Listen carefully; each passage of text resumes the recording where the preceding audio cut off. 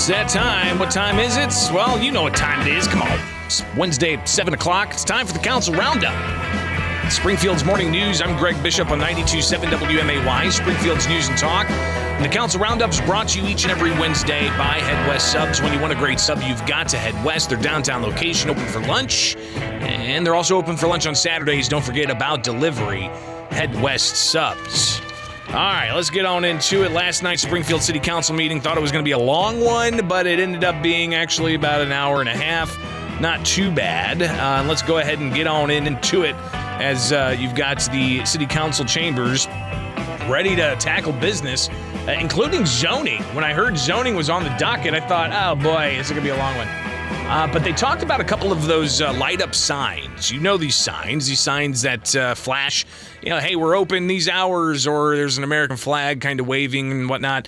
Alderman Ralph Hanauer, after one proposal was brought forward and approved and another one was coming up, he went ahead and chimed in that it's probably time to just reevaluate the issue of these signs altogether. We ought to look into changing some of our zoning rules for these lighted signs, so that they don't have to come through.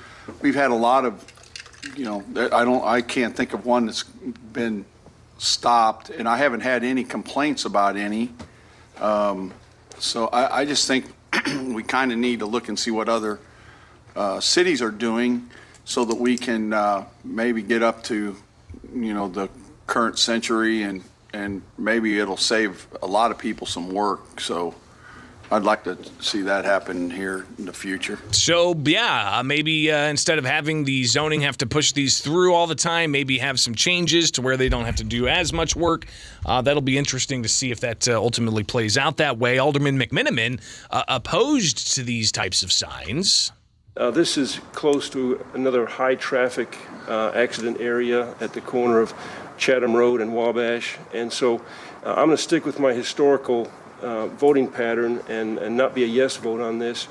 But to save time, this council tends to go along with these requests for these kinds of illuminated digital signs that can change 8 to 10 seconds. So I'm not going to waste the council's time. If somebody wants to make a motion on this or hold it for the next alderman that sits in this chair. And somebody ultimately did make that motion, and they went ahead and approved that one as well. So zoning, went a little bit quicker than I thought it would, which let us get right into city business. And what better city business to start with than how much money is in the city's coffers? How much of your tax dollars are in the city's coffers? Let's go ahead and hear from the mayor introducing his rival in the election that's just in a couple of weeks here, Treasurer Misty Buscher. The chair recognizes Treasurer Buscher for the presentation of the financial report. Thank you, Mayor Langfelder.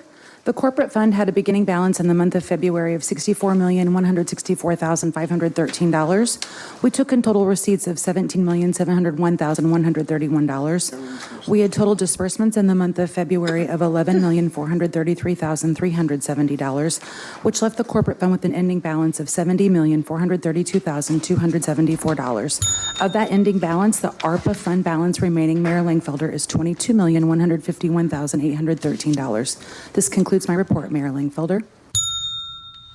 $70 million. That's a substantial amount of money. And we heard a couple of weeks ago when the treasurer's report was offered, Alderman McMiniman kind of reflect back on just where we've come from. And trust me, I've watched city council now for 12, 13, 14 years or so. And I remember when they had negative cash balances. So going from that to $70 million is rather incredible.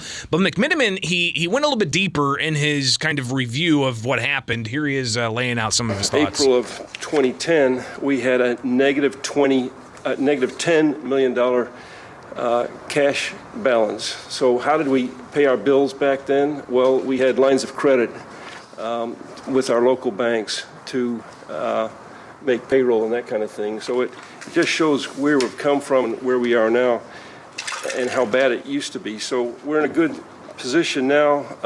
When Mayor Houston came in, he had this mess on his hands. He basically said the city was in effect insolvent, and our utility was in the same kind of bad shape. McMiniman talked about the severe mess he says we were in, and why. One of the reasons was that we had back then our then Mayor Davlin had entered into 5-year contracts with our police and fire, paying 4% a year for 5 years. So that's on a compounded basis, that was $22 million, 22% raise over the course of those 5 years. So what happened was, when we went into a recession, the sales tax dropped. Yeah. But the payroll increases continued at the rate of 4% a year. So again, Alderman McMiniman just giving a bit of history, and I remember watching all of that, where a lot of discussion about compounded COLAs and for police and fire getting, these in retirement annual compounded increases that were really based off of, after 9/11. There were a lot of pension sweeteners that were put into place to help out first responders, and I don't think people back then realized that all those pension sweeteners could really get expensive after several years, and could even be more expensive if the bottom drops out of the economy, as we had in 2007 and 2008 into 2009. So that's where McMiniman's kind of talking about how the compounded 5-year raises and 22%, and just how that feeds into the overall pension burden. But then he said that was compounded even further by some actions that were happening back 15 years ago or so, and that was pension spiking. So that if they retired during the period of time when that spike was taking place, their pension would be increased by 5%. Why does that happen? Because under the state statutes, your final rate of pay for police and fire is what controls your pension calculation. It's not like in the military where you got to be they average out the last 5 years of your pay and come up with an average amount, or school teachers or others. For police and fire, it's just you get a promotion on your last day of pay. That's what they use to calculate your pension. So McMiniman, again, going into a bit of minutia and reacting to where we came from with the negative cash funds to $70+ million in the city's coffers. But he's talking about the history of the pension funds driving a lot of spending, because there's no question pension debt is driving tax spending. It's taking up all of, if not more, the city's share of property taxes for the police and fire pensions. But ultimately, McMiniman making his final point here, and then he works in some politics. Last time I counted, we have over, I think it's 50 retired police and fire now that are making over $100,000 a year with their pension.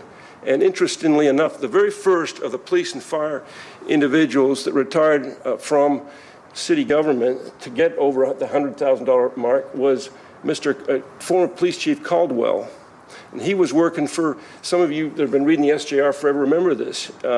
He got an 8% spike right before he left office from a mayor that at the time was waving the flag, we got to turn around these pension abuses. So basically, I'm saying, be careful when elected officials get too close to police and fire. Be careful. And so, paid for by. That's right, because these are last words. And thank you for paying attention. Thanks a lot. Paid for by, I think it was Alderman Redpath who said that. So, again, we've got an election for city council and the mayor in just, less than 2 weeks now, where Treasurer Misty Buscher has the support of the police and fire union, and McMiniman, who supports the incumbent Mayor Langfelder, seeming to issue a warning of sorts to be cautious of certain candidates that might be close with the police and fire pension union or the police and fire unions, using the history of recent pension issues as why to be careful. So interesting to hear that. So he took a lot of time to get to that point, but he saved us some time. Next, we'll hear how. Stay tuned. It is Springfield's Morning News on W. Back with the Council Roundup, brought to you by Head West Subs. When you want a great sub, you've got to Head West. Their downtown location open for lunch. And don't forget about delivery, Head West Subs. So last night, Alderman Joe McMiniman, who is termed out, he is not going to be back after the elections and the new city council is seated sometime in May. But he's definitely leaving some food for thought, talked a lot about pensions, spent a good chunk about the history of police and fire pensions, and then even working in the election coming up. But he saved us some time last night by going ahead and saying, you know what? There's a pretty big controversial ordinance dealing with debt forgiveness. And there's also a pretty big controversial ordinance dealing with a lot of TIF dollars, $18+ million, that could go to the Wyndham City Center for a new project they're hoping to get back in front of the city council. There's expected to be tons of debate on that, but we didn't get that last night. Because we're holding another ordinance that has to do with Wyndham, and there may be some discussion back and forth regarding the debt that Wyndham was able to receive, that we ought to hold this ordinance that Alderman Gregory and I and Mr. Mayor, you brought to the council for consideration. So that measure being held in committee alongside the debt forgiveness measure that's also going to be held in committee. So they went ahead and held those, which saves us a bit of time. But you all had other things come up last night, including questions about a contract and just how much this contract is going to Public Works for a contractor to have money to do this contract. Well, Alderman Redpath had some questions about the contract. I got a letter from a guy who made a bid on the concrete contract. His name it's from Hard Surfacing, Inc. He said he was disqualified from the bid process because he did not own a commercial building.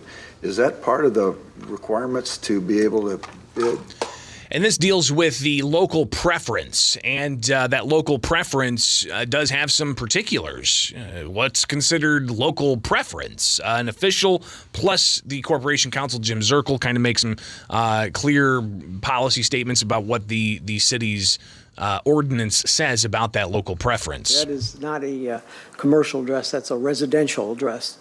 And under the purchasing code, to qualify as a local preference, a vendor is required to own or lease all or portion of a commercial building for a period of not less than 12 consecutive months prior to the submission of a bid. So I called Mr. Clem and spoke with him, and clearly the property where he operates this company is out of his home, and it's definitely a residential property. And I asked him about, well, where does he keep his equipment? And he told me he has a commercial facility in Decatur. And that he had been trying to sell that and hadn't had any luck in doing that. So Alderman Redpath had, his answer pretty much there about the local preference. You can't say that you've got a field over in Decatur where the commercial address is, but you also have a commercial address. It's your home address, which isn't a commercial building. It's your home. It doesn't work that way. So that bidder did not get that contract. All right, coming up next, we will finish things up with talk about trash, talk about energy, and talk about parking. And it's all the things you need to know about Springfield City business, where we take care of Springfield City business each and every Wednesday with the Council Roundup here on WMAY. Brought to you by Head West Subs. When you want a great sub, you've got to head.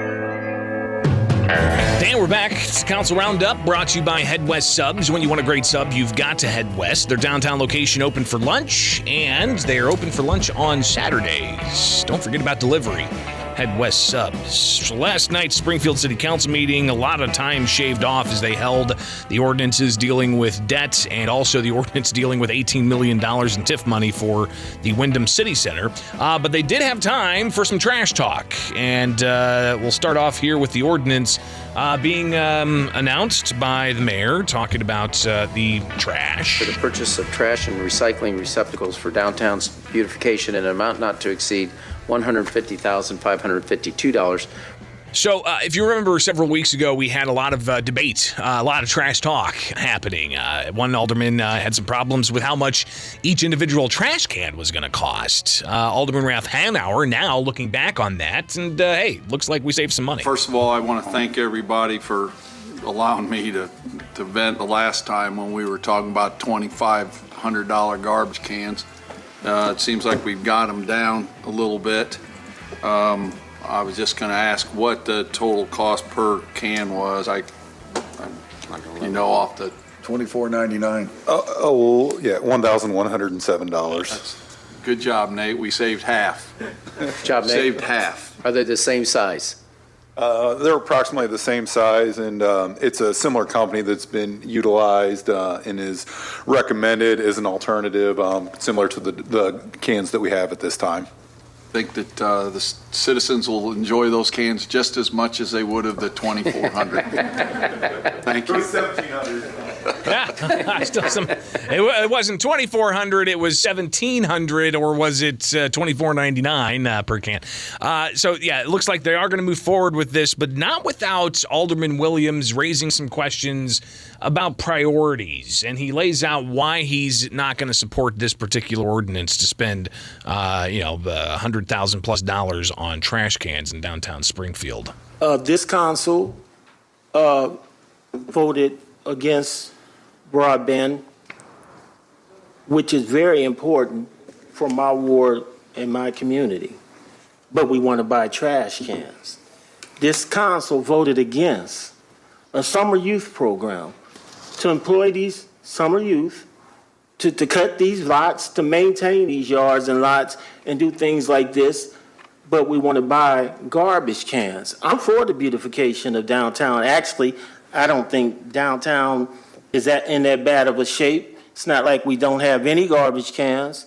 And I just think if we can't afford to give poor kids broadband services and work on giving residents who don't have broadband services, and we can't afford to give our kids opportunities during the summer because we see help wanted signs for adults and for older workers who won't be cutting the grass and maintaining these lots, then we shouldn't be doing stuff like this with the money.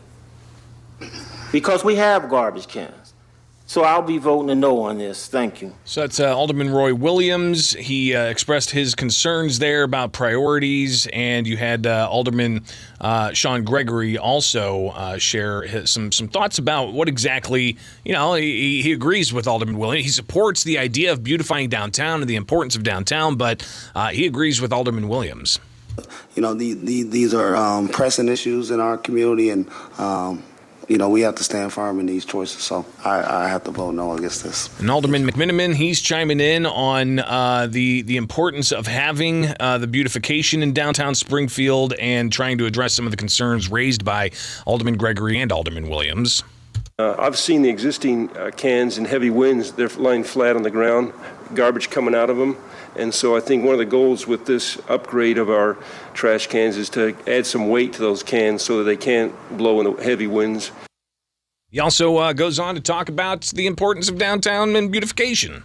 We're the state capital, and we want to have a really a beautiful downtown for those that come from miles away to see international and national and in-state visitors that come to see our capital. So I understand those points of views, but I think we got enough money to do the broadband and the beautification downtown. But Alderman Williams, he went on to express his continued opposition to the idea of spending this much on trash cans, and that opposition was heard pretty loud and clear as they voted no for those trash cans. But it did ultimately pass. So moving on, let's see if we can get this queued up, make sure that we've got this, that, and the other. Here is the mayor talking about an ordinance up for consideration at last night's Springfield City Council meeting. Yeah, this is for capacity purchase, not wind purchase like the... And the ordinance deals with a new contract. Here's Mayor Langfelder.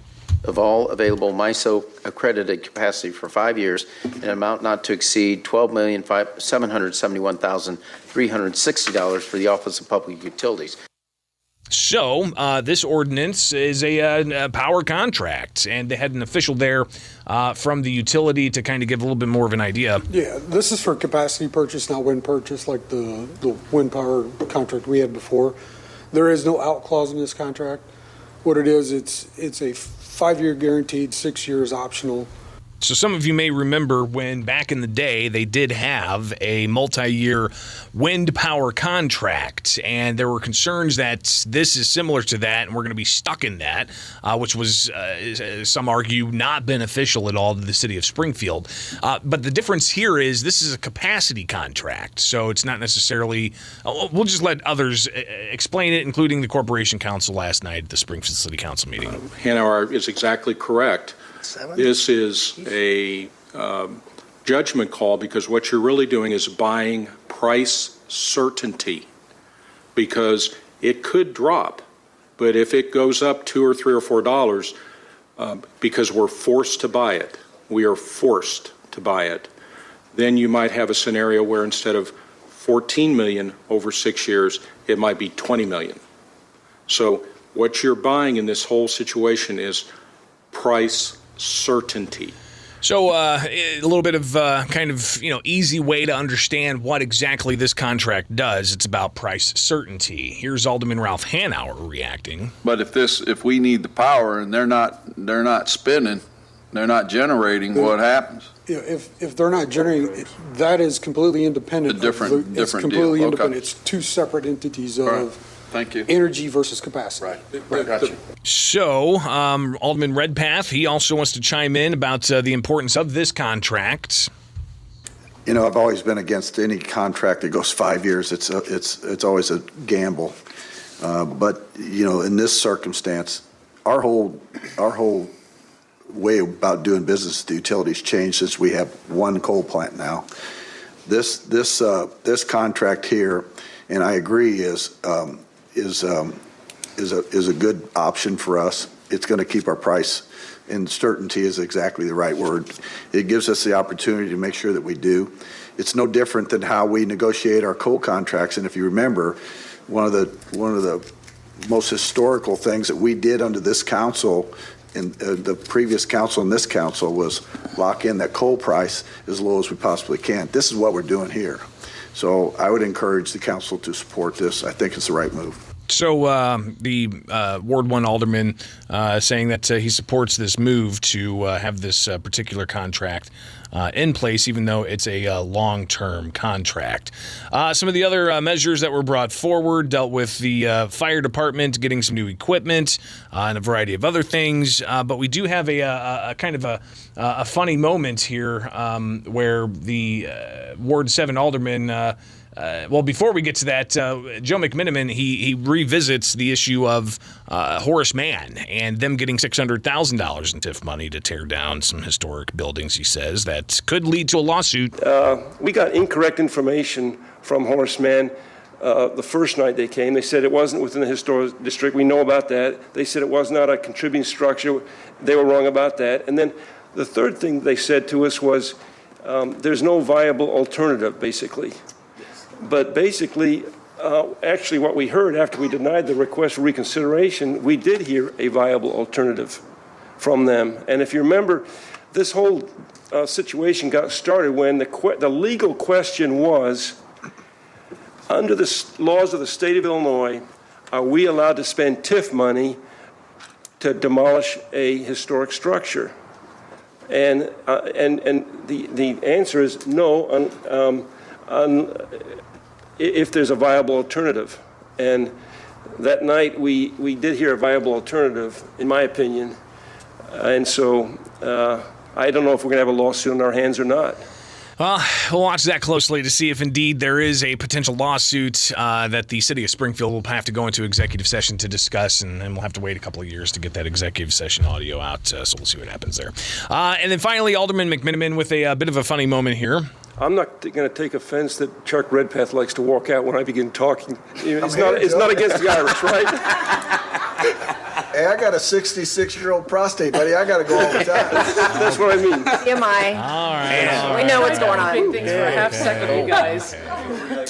All right, so finish up the meeting with a citizen addressing the council and specifically ask about parking in downtown Springfield. Mayor Jim Langfelder saying, hey, you still don't have to plug those meters. Yeah, there's still free parking. You have to just abide by the time frame. So if they're 30-minute meters, I think those are yellow. And then the blue ones are for, I believe, an hour. So when are we going to see people plugging those meters again? Is that going to be announced widely? Yeah, we haven't made that determination yet. We're working with Downtown Springfield, Inc. And really, I think what's going to drive it is when the state goes back to work. It's all about moving traffic. And right now, there's not the need that there once was. I think the state's pretty much back at work. I mean, you had a huge rally yesterday, and lawmakers are back in session, and people are back in offices. Mostly, if you're not back in the office, email me. I'd love to hear about it. bishoponair@gmail.com. That's your Council Roundup, brought to you by Head West Subs. When you want a great sub, you've got to Head West. Their downtown location open for lunch. Don't forget about delivery.